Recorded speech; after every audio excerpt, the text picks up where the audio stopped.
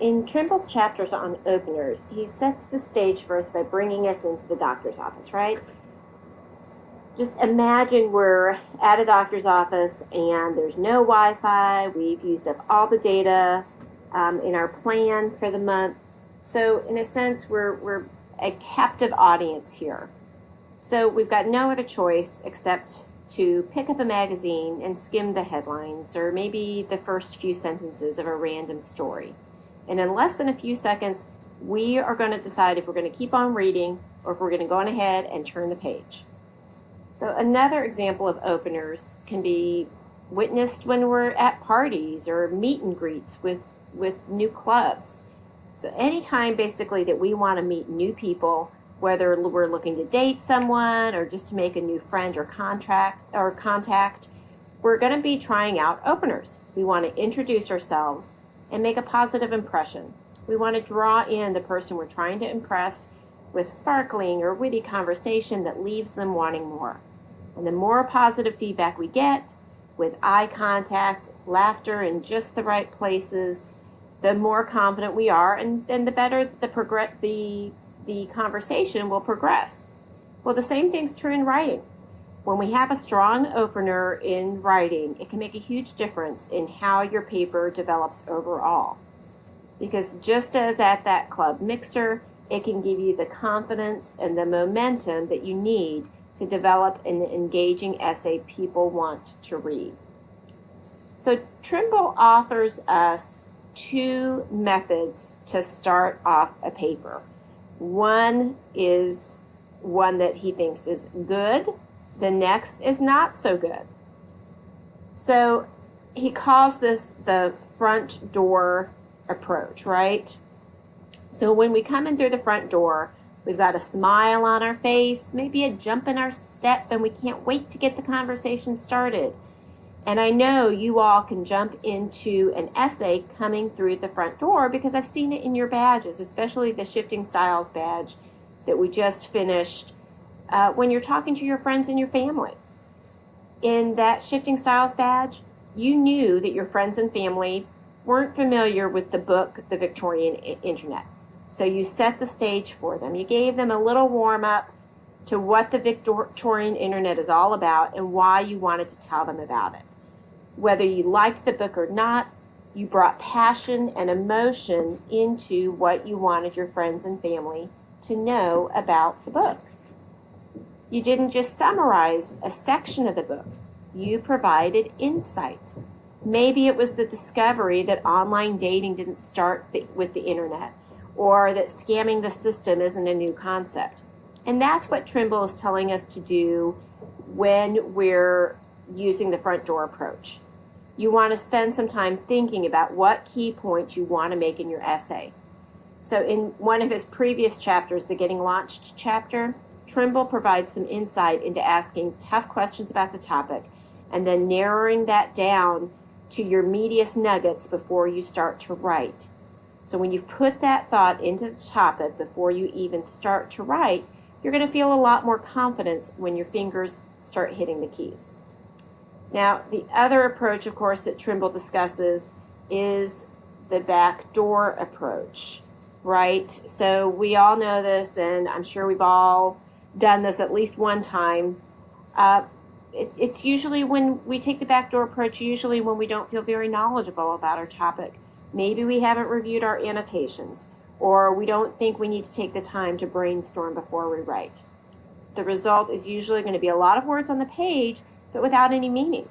So you might be providing information or maybe a summary of the storyline, but we're not getting any meat. It's like going to Outback and the waiter remembers your salad and your green beans, but forgets your steak. Your belly won't be satisfied, and neither will your reader. So Trimble gives us 8 tips to help us try to write a really strong opener.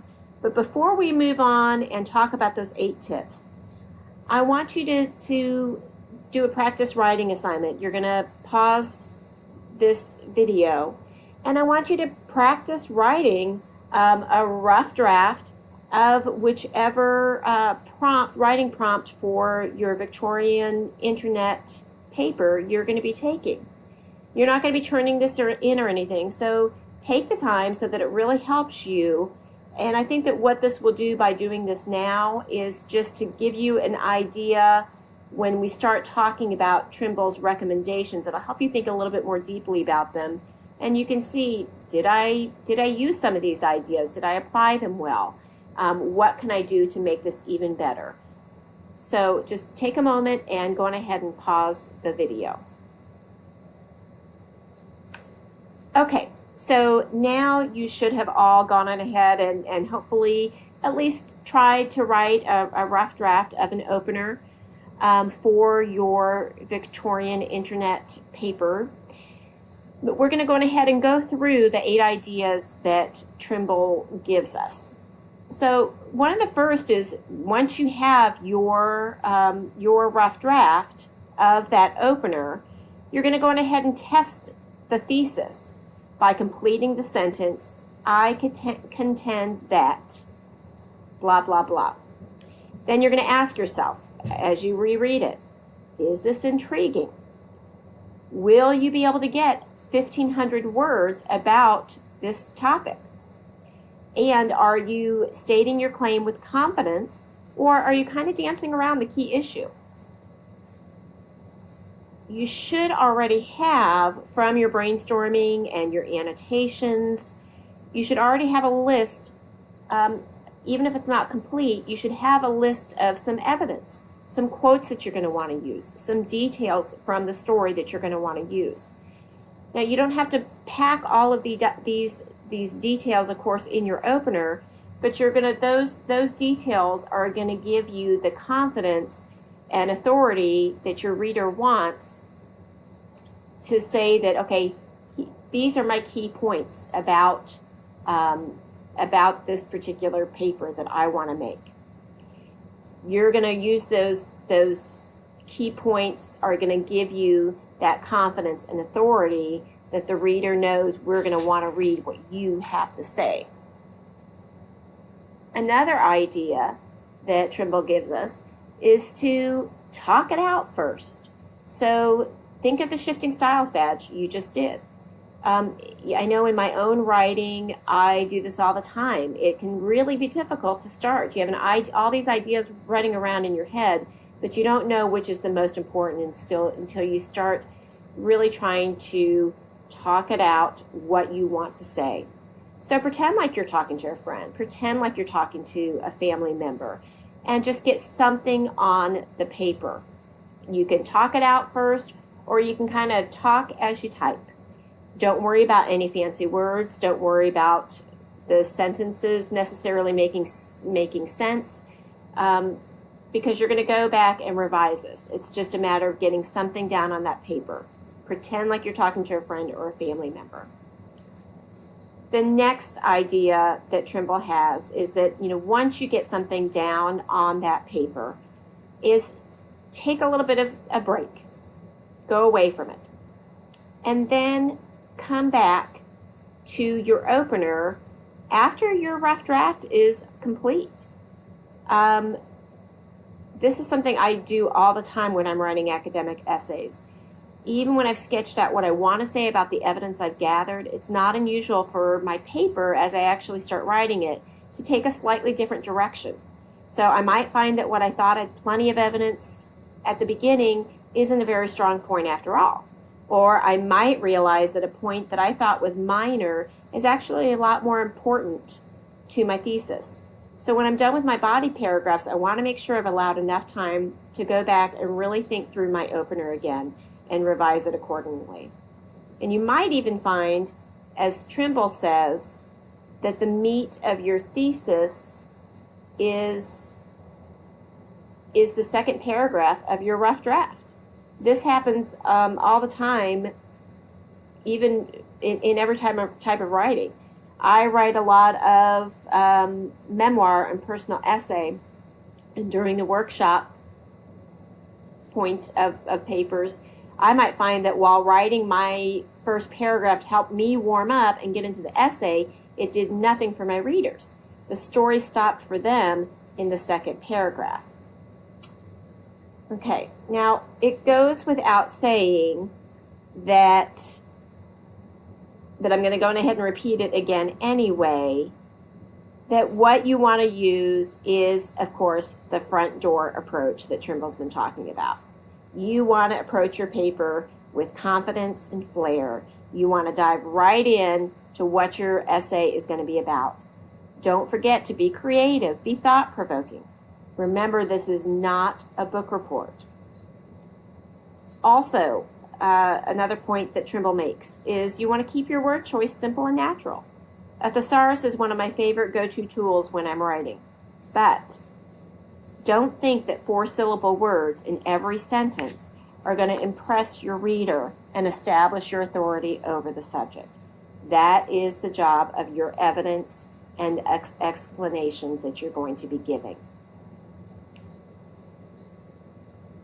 Another point of Trimble's is don't skimp on an opener. When I order a pumpkin spice latte at Starbucks, I want the whipped cream. This is your chance to let the reader know the key ideas that you're about to discuss. And you want to make sure that you don't skimp. You're going to be offering a Google Earth overview of what's to come. Now, during the revision of your opener, you want to think of some ways to add some drama to the paragraph. One way is by starting with a short sentence, maybe just 4 or 5 words. So let's say, for example, you're using the second writing prompt for the Victorian Internet paper, which is discussing social and cultural responses to the telegraph. Your first sentence might be, "No one likes change." So hopefully that's a little bit intriguing and at least draws your reader into the next couple of sentences to find out, well, gosh, what does she mean by that? And then we're going to apply it, of course, to the Victorian Internet. Now, finally, the strongest, most impactful statement of your thesis should come at the end of your paragraph. So think of it as a dramatic cliffhanger. It's that da-da-da moment that leaves your reader wanting more. And that's what you want. You want to leave your reader wanting more so they move forward to the next paragraph. Just as if you're sitting in that doctor's office and you're pulling out the magazine you wouldn't normally read, you're going to be most attracted to the article that is interesting, that has some drama, that has some insight, and that makes you think about something in a little bit of a different way. So remember that you want this to be thought-provoking and creative, and that's going to start at the beginning of your paper with your opener. So good luck, and don't forget to email if you've got any questions or comments.